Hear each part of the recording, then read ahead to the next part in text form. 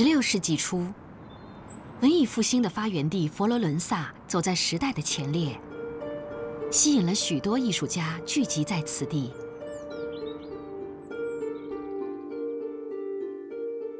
用科学的眼光改变艺术的全能天才列奥纳多·达芬奇。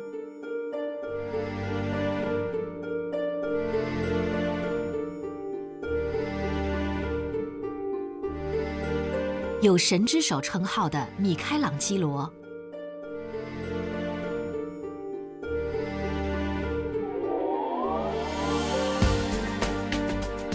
与这两个人共同被誉为文艺复兴三杰的，就是拉斐尔。他是一位像天使一样的俊美的年轻人。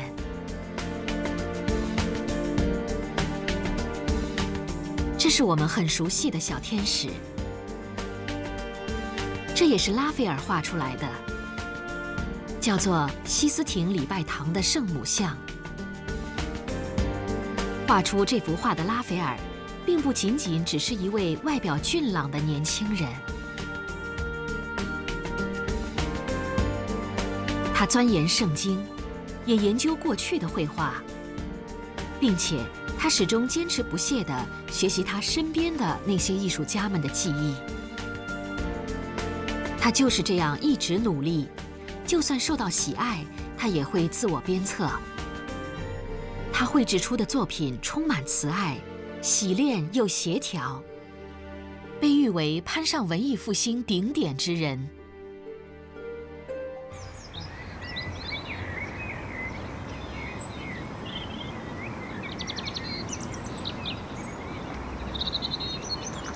意大利托斯卡纳地区的城市佛罗伦萨，它是艺术之都，这里整座城市都是美术馆。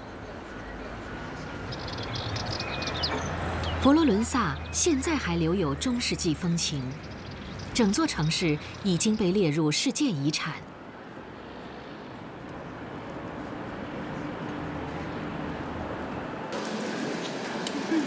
15世纪。文艺复兴就是在佛罗伦萨这里生根发芽的。富可敌国的美第奇家族，从整个意大利找来了当时各个领域最出色的人才，包括绘画与雕塑领域，甚至文学与哲学领域。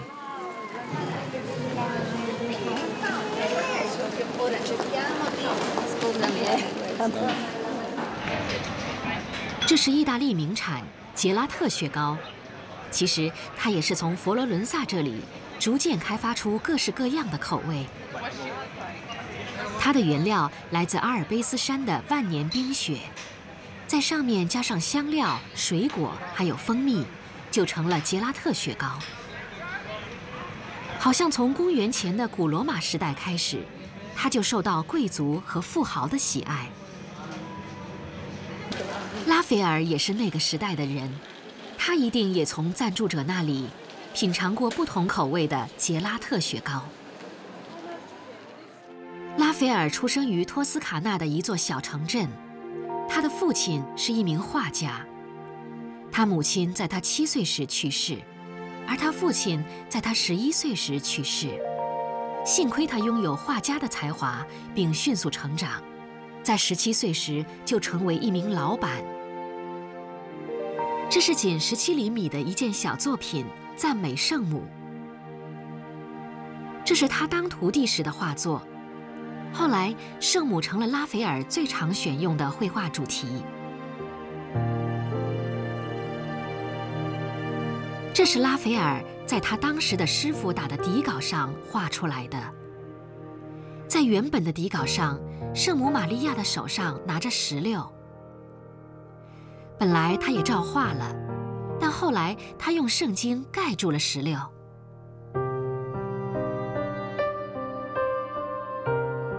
这是因为拉斐尔很了解基督教的教义，对圣经又很熟悉，所以他判断圣经最适合这幅画。这幅画是接受了当地贵族的定制而创作的。后来那名贵族把它送给了俄罗斯皇帝。目前，它被收藏在国家东方艺术博物馆内。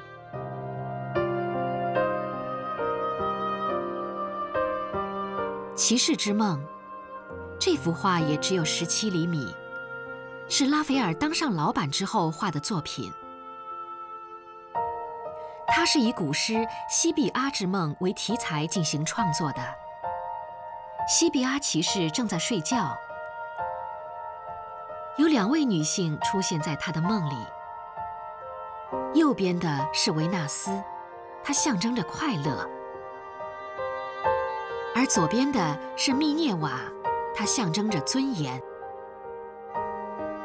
他现在面临的问题是要在2个人之间做出选择。如果是骑士，当然会避开快乐，选择尊严才对。骑士应有的态度，在当时也经常被当成绘画的题材。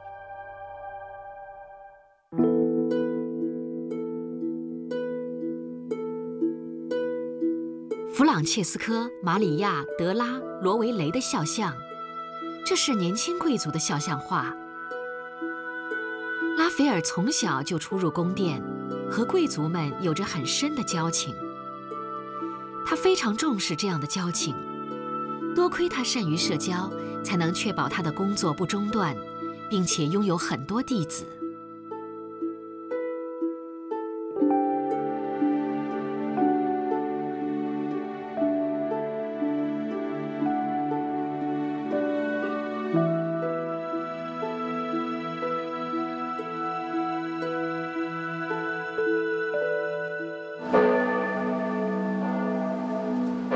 1504年，21岁的拉斐尔决定到佛罗伦萨去。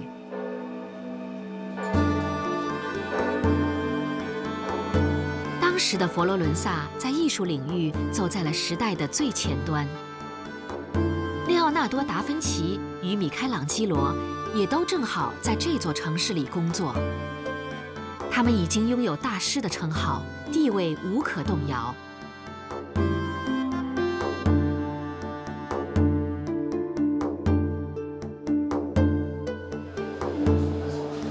年轻的老板拉斐尔虽然没有放下手边的工作，一直作画，但他还是专心地学习其他画家的技艺以及他们的思考方式。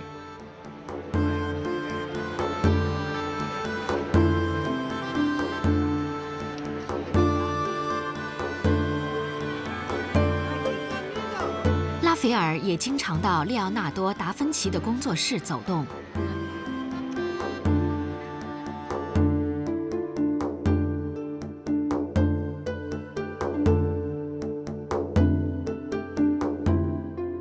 这是当时在佛罗伦萨公开素描草图的圣母子与圣安娜。拉斐尔就在达芬奇的面前，准确地临摹了这幅画作。据说达芬奇非常认真地指导这位热心学习的年轻画家，向他传授了让轮廓模糊的技巧以及准确的远近法。那时候，达芬奇刚好开始绘制蒙娜丽莎的素描草图。拉斐尔也待在了正在作画的达芬奇旁边，精准地临摹了这幅蒙娜丽莎。这时候，拉斐尔不仅学习了达芬奇的技巧，他也学习了他的构图，还有人体的姿势，并将其转化为自己的技艺。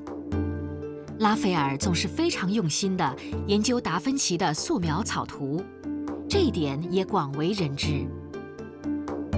大师列奥纳多·达芬奇张开双手，接纳了认真学习的拉斐尔。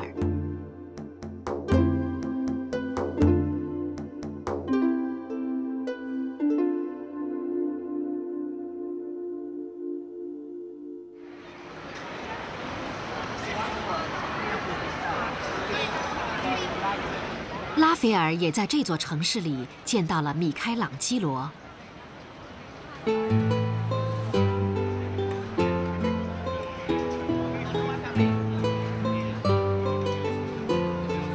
米开朗基罗当时刚好在佛罗伦萨创作《大卫雕像》，日后这成了他的代表作。拉斐尔可以近距离地仔细观察他是如何制作这尊雕像的。他也为这位艺术家能准确地了解肌肉和骨骼感到十分的惊讶。所以，他应该也从米开朗基罗身上学到了很多。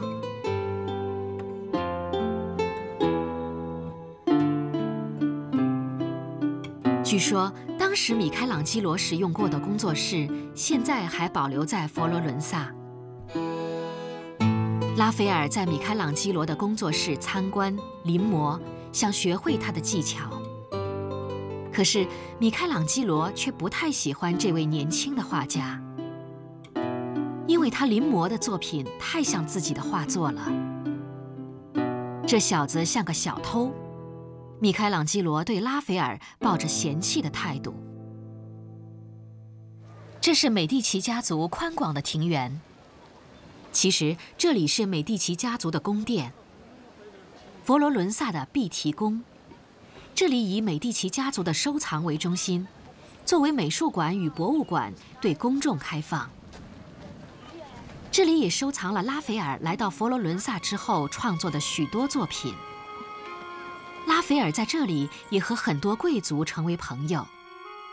后来，他的作品和他本人都颇受喜爱。这是佛罗伦萨一个很有名的富商安戈挪罗·多尼和他的妻子马达莱纳的肖像画。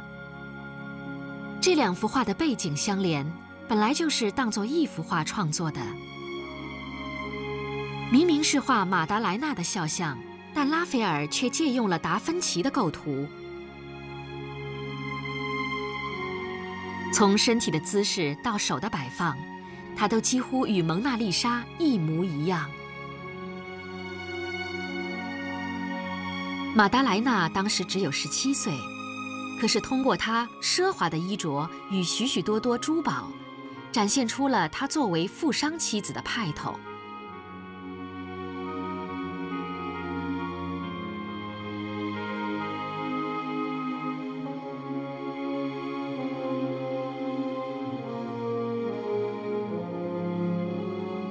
佛罗伦萨的人早就知道了蒙娜丽莎这幅画的存在。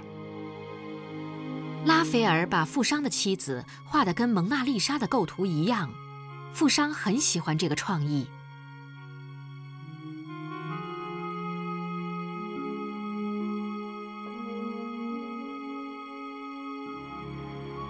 在其他画作中，拉斐尔也借用了达芬奇的构图。在这幅画中，他是把达芬奇的圣母子与圣安娜的构图左右反过来之后进行创作。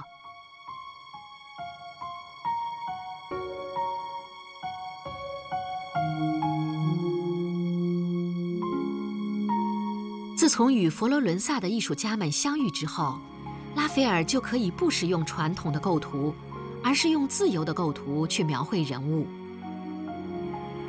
佛罗伦萨的一些人自认为对艺术很有眼光，年轻天才画家的出现在他们之间成了一个热门话题。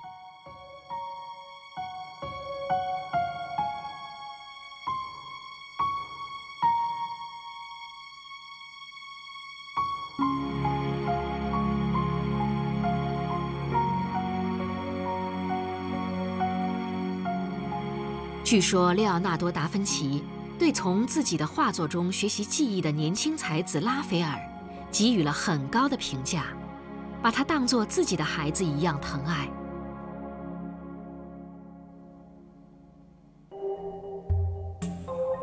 拉斐尔开始接到许多大型祭坛画的订单。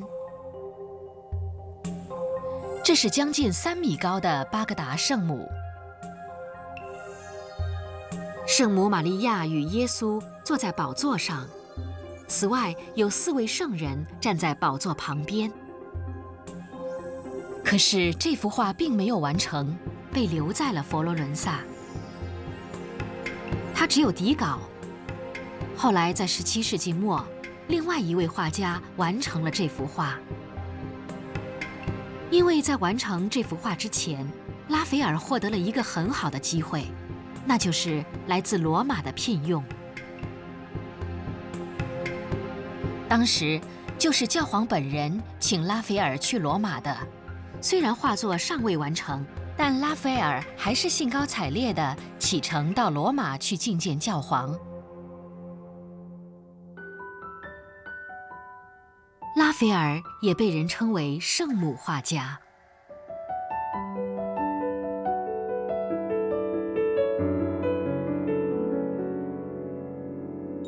在37年的短暂生涯里，他总共创作了将近40幅有关圣母的画作。而且最特别的是，每幅画的构图都不相同。作为一名画家，拉斐尔对每幅画都有不同的想法。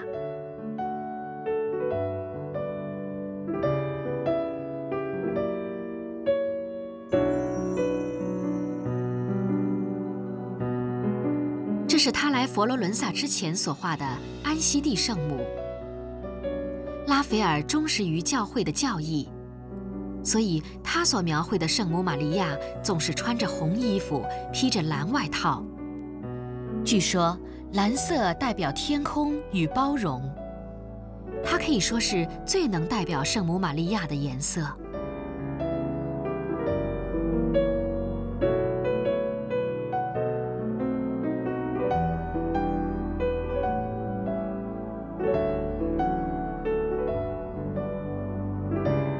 戴金鹰的圣母。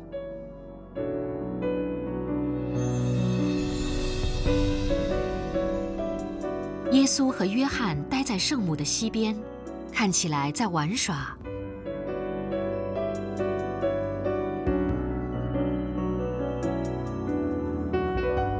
两位幼儿手上有只小鸟，叫做金鹰。根据传说，金鹰是因为滴到了耶稣留下的血，脸上才会出现红色斑点，它也成了这幅画的题材。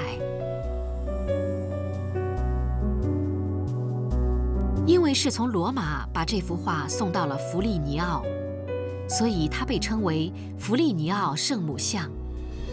然后它又被拿破仑带去巴黎，不久之后被送到梵蒂冈，真可谓是命运多舛的一幅画。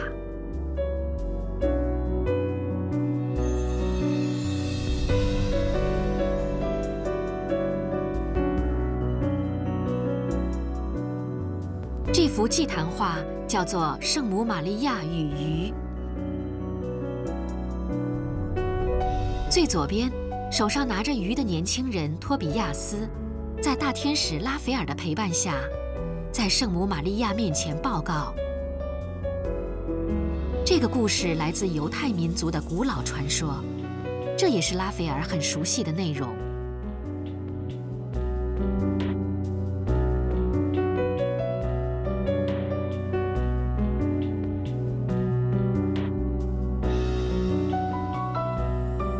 在短暂的人生中，拉斐尔不断地绘制圣母。仔细观察，会发现每幅画中的圣母都很相似。这是他理想的女性模样吗？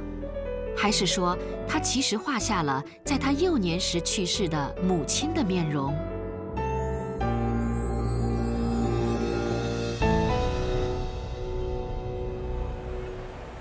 ？1508年，25岁的年轻的拉斐尔与他的弟子们一起搬到了罗马。抵达罗马不久之后，拉斐尔就成为了教皇专属的宫廷画家。就是教皇尤利乌斯2世找来了拉斐尔。比起其他画家，他更加厚爱拉斐尔。拉斐尔年纪轻轻就站上了画家的顶峰。拉斐尔的名声早就从罗马传了出去，来自佛罗伦萨的艺术家以及进出宫廷的美第奇家族的许多人都开始强烈地推崇拉斐尔。正因为如此，拉斐尔开始绘制与以往的祭坛画规模大不相同的壁画。比他早一步在罗马得到工作的就是大师米开朗基罗。他在西斯廷礼拜堂的天花板上绘制了长36米、宽13米的大作《创世纪》。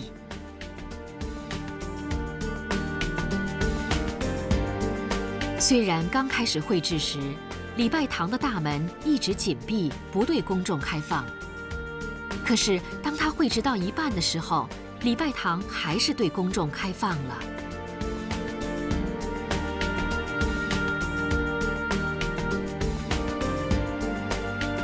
整个天花板上都画满了极具米开朗基罗风格的身体扭曲的人物。据说教皇被这幅画深深地打动了，但他还是指出，他唯一的缺点就是缺少光芒。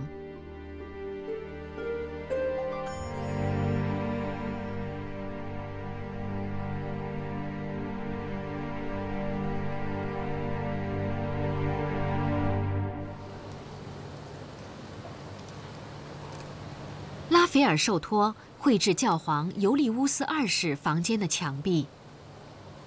他所追求的是建立在理性之上的真实，把人类探寻知性之路转化成画作。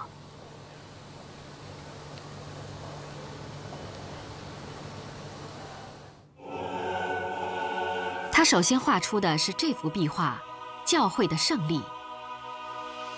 为了让人清楚地看到耀眼的光芒，拉斐尔使用了大量的黄金，而这种黄金的光芒令教皇非常的开心。有许多人正在热烈地讨论着教义，他们的衣服还有祭坛也使用了大量黄金。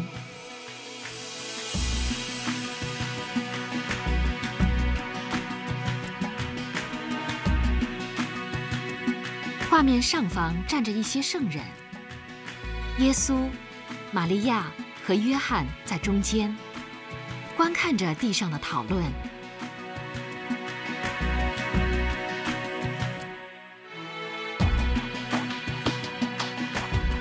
天上有神、耶稣以及有着鸽子外形的精灵，他们排成一列，表示三位一体。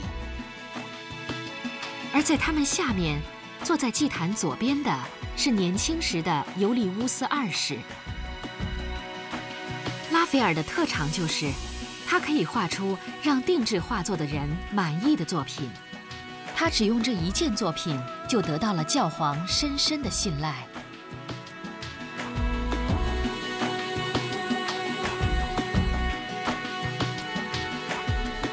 接下来，他在教皇的房间绘制了另外一幅壁画《帕尔纳索斯山》。这座山上居住着希腊众神，阿波罗在中间演奏乐器。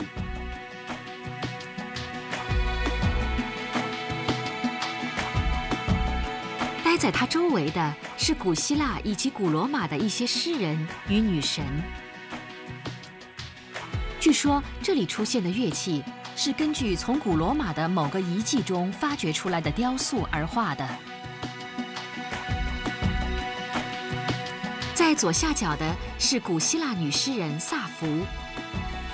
绘制时，拉斐尔巧妙地利用了真正的门的外框。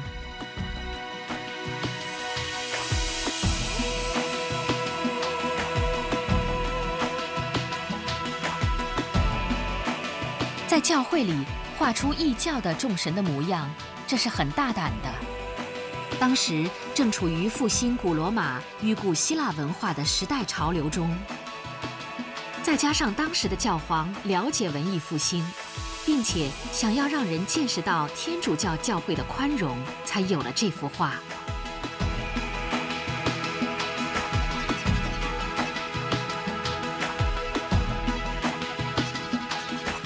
拉斐尔同时也是个善于掌握人心的天才，他因为受到喜爱，变得更加大胆。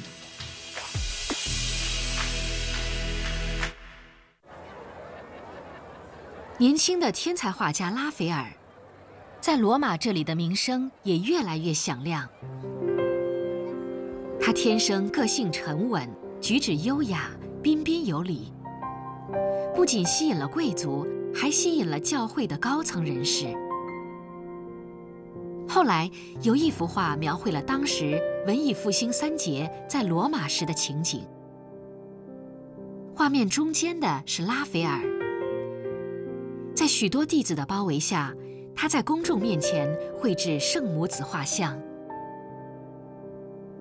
在左下角的是米开朗基罗，他没有弟子跟随，显露出不想看却又忍不住不看的表情。在楼梯上的是列奥纳多·达芬奇，他正用温柔的眼神望着拉斐尔。因为达芬奇太讲究科学，所以他没有机会得到在教堂绘画的工作。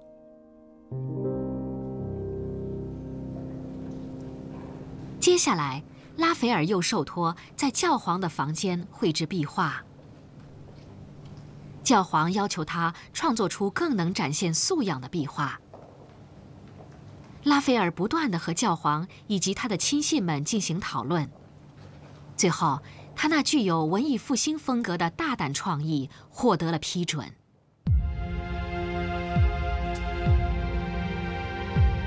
他画了古希腊雅典学院的辽阔空间。他把拱形的装饰当作画框，并且使用了非常精密的远近法，连列奥纳多·达芬奇都为此瞠目结舌。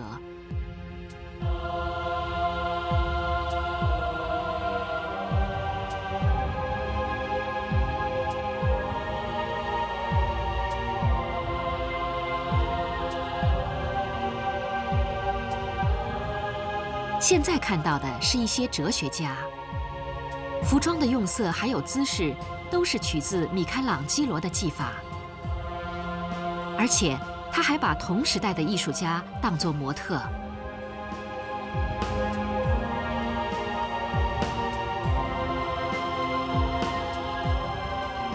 拉斐尔也把自己偷偷地画在壁画的右边。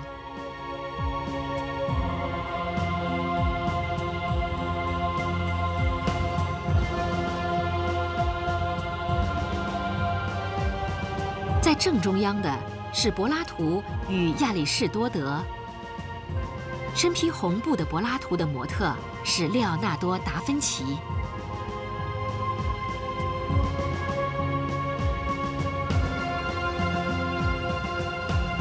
在他前面，看起来正在烦恼的是赫拉克利特，据说模特就是米开朗基罗。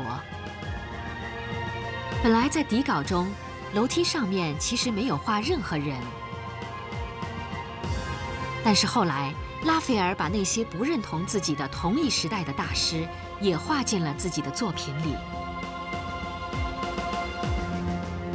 据说这幅壁画堪称到达了文艺复兴的顶点。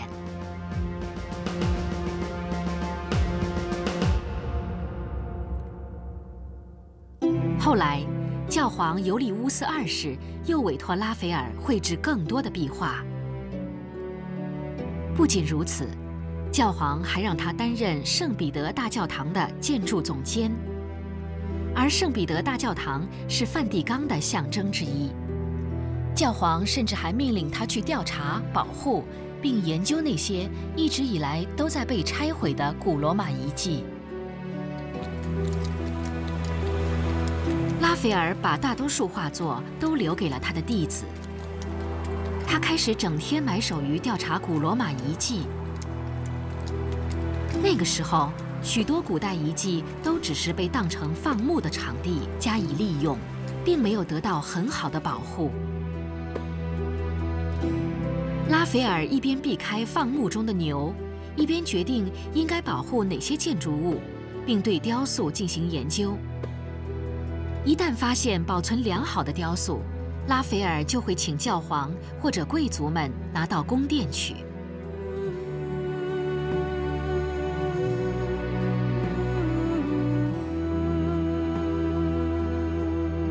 在这些调查中，最让拉斐尔感动的就是这座圆形神殿——万神殿。这是用文艺复兴的建筑师们已经遗忘的技术打造出的建筑。这座万神殿是为了祭祀古罗马的所有天神而建造的。天花板是用水泥做成的。原来在古罗马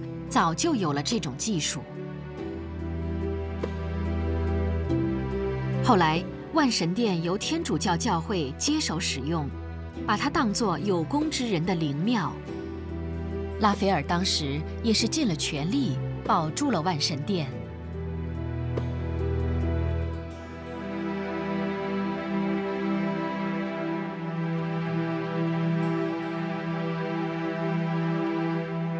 1513年，尤里乌斯2世离开了人世。接下来继位的是利欧10世，他来自于美第奇家族。拉斐尔同样受到了这位教皇的重用。这幅利欧10世的肖像画也是出自拉斐尔之手。教皇把这幅画送到了佛罗伦萨，用它代替自己出席弟弟洛伦佐的结婚典礼。自从利欧10世担任教皇之后，拉斐尔的工作量有增无减。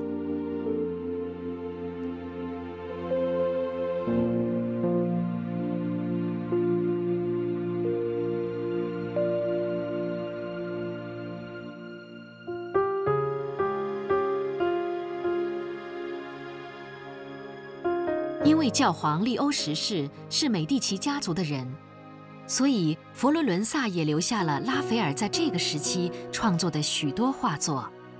碧提宫里也有拉斐尔的杰作，他们都是从罗马送过来的。这是拉斐尔赫赫有名的一幅画《以中圣母》。拉斐尔下了很大的功夫，把这幅画绘制得如同突出的球面。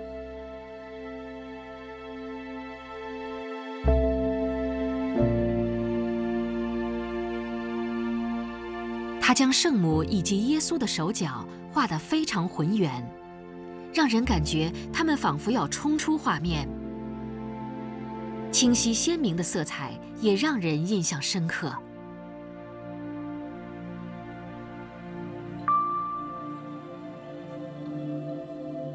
从中世纪起，在佛罗伦萨这里一直都把圣母玛利亚画在圆形中，这种形式被称为圆形构图。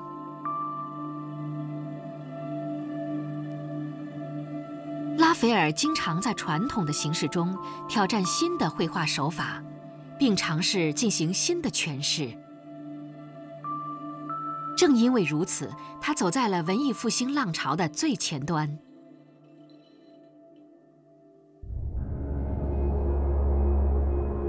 这是记载在旧约圣经里的预言家以西结所幻想到的情景：牛、狮子、鹫、人类，他们都化身成了某种拥有翅膀的生物。神也登场了，他被他们浮在半空中。拉斐尔直截了当地画出了他所幻想的世界。而这是列奥纳多·达芬奇画不出来的。他也画出了被神圣的光芒所笼罩的神的身体，超越了米开朗基罗写实的骨骼描绘。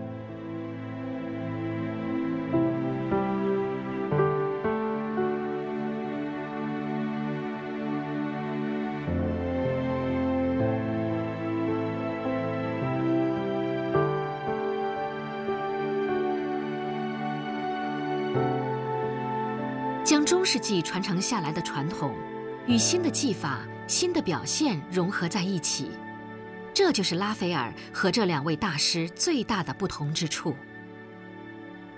而拉斐尔也学习并吸收了这两位大师的技艺，运用在自己的作品中。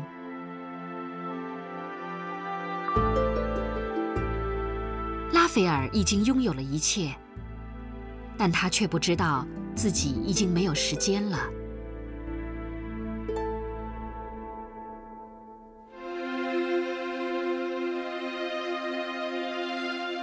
在拉斐尔笔下，画的和圣母一样多的就是天使。就算不知道西斯廷礼拜堂的圣母像，大家也应该看到过圣母脚边的天使吧。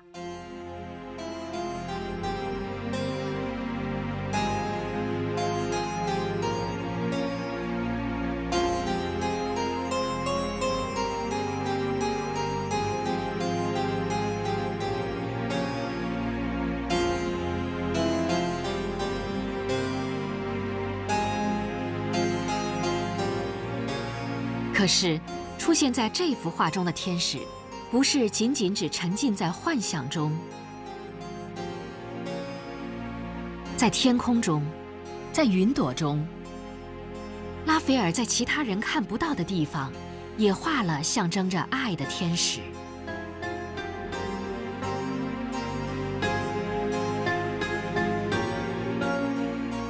这是拉斐尔在20岁时画的圣母戴冠。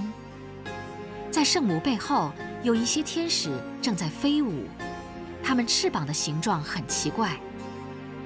就算是已经落伍的样式，只要提出要求，拉斐尔就会画出来。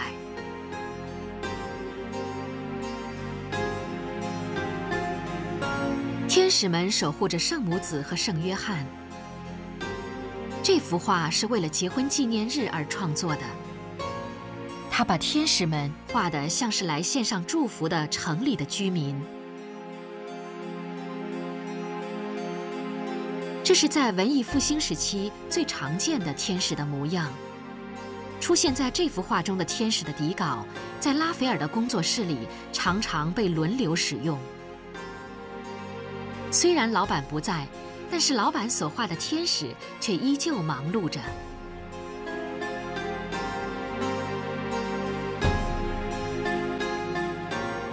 在这幅画中，不是只有与神嬉戏的天使，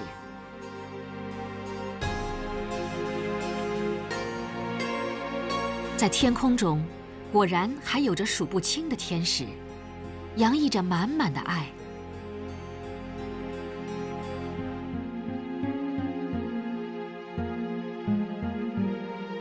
拉斐尔在梵蒂冈最早绘制的那幅壁画中，其实也画上了无数的天使。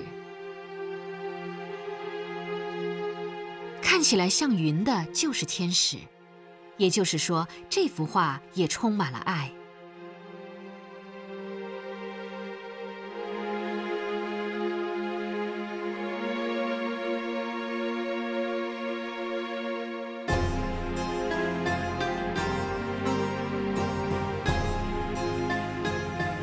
这幅画也是如此，天使不是只立于下方。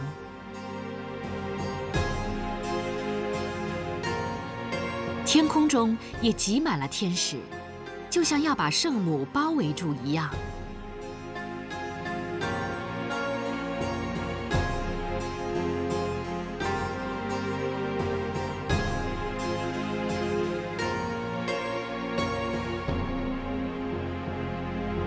从传统风格的天使，到不容易被发现的天使，拉斐尔认真地下了各种功夫，画出了他的天使。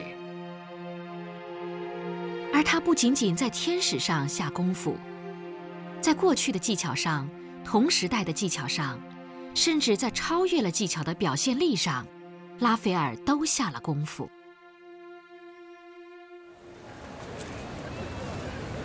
拉斐尔将梵蒂冈宫殿的壁画交给弟子们完成，这已经有好几年了，因为他必须亲自出马，绘制教皇想要的画。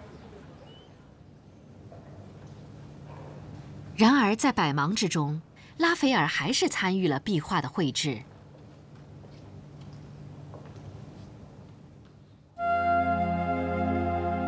这件作品用了从中世纪就有的连续的表现手法，按时间线索把不同的场景组合成一幅画。他描绘了耶稣弟子中的代表彼得从犹太王的牢狱里逃出去的经过。而拉斐尔将重心放在了光线的描绘上。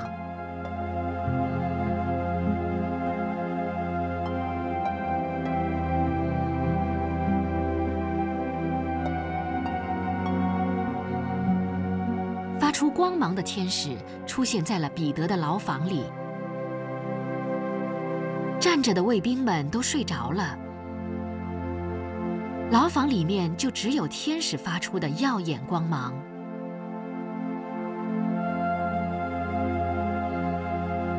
在右边，天使带着彼得走过还在昏睡的卫兵身边。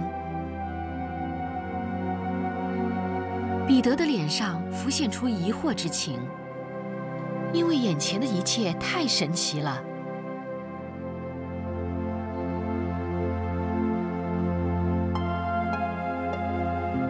然后在左边，之前在月光下打瞌睡的士兵们遭到了严厉的质问。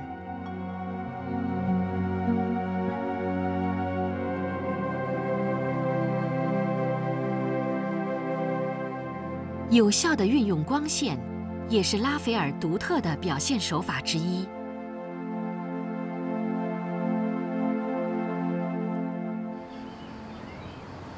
拉斐尔在35岁之后，终于开始打算做一些自己真正想做的事情。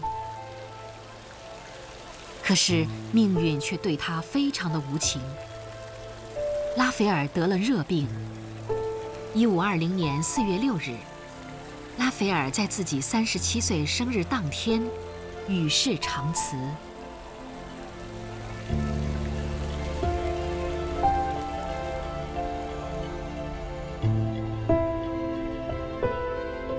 教皇利欧10世同意了这位大胆的画家的遗言，将他埋葬在万神殿内。他的坟墓与他圣母画家的封号很匹配，上面放了圣母子雕像，他的棺木就安置在下方。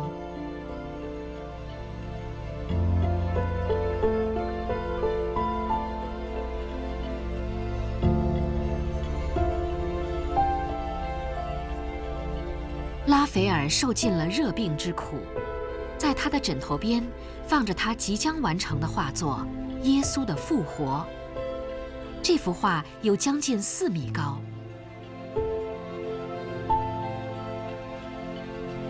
耶稣飘在空中，在他旁边的是摩西和以利亚。拉斐尔用了人在空中漂浮这种古老的手法。而当时已经没有人使用这种手法。同时，他描绘了具有文艺复兴风格的写实的人体。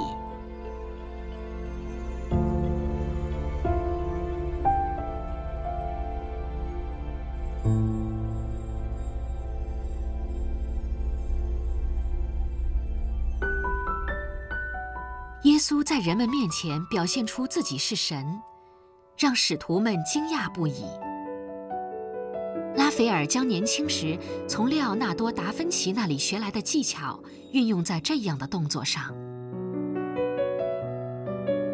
这就是我的孩子，神的声音从天上传来。人们因为这声音而开始害怕，纷纷倒下。在地上有个被恶灵附身的男孩高举着他的手臂。后来耶稣见了他，从此以后，这名男孩就逃脱了恶灵的控制。这只手的画法，还有周围的人群五颜六色的衣服，我们也可以从中清楚地看到米开朗基罗的手法。这幅画集合了从古至今几乎所有的绘画技巧，非常的多元化。这就是拉斐尔的遗作。具有科学眼光的列奥纳多·达芬奇，还有拥有神之手的米开朗基罗。拉斐尔在短暂的人生里，吸收了同时代的2位大师的技艺，甚至把他们和以往的绘画融合在一起，创下了丰功伟业。他就像一位贪心的天使，永远追求更高的目标。圣母画家拉斐尔，他受到了许多人的喜爱，也满足了很多人的期许，这就是他的人生。这位年轻的天才画家不停地画出美丽的圣母，一直深深地感动着人们。他或许是把自己母亲的模样画成了那些圣母吧。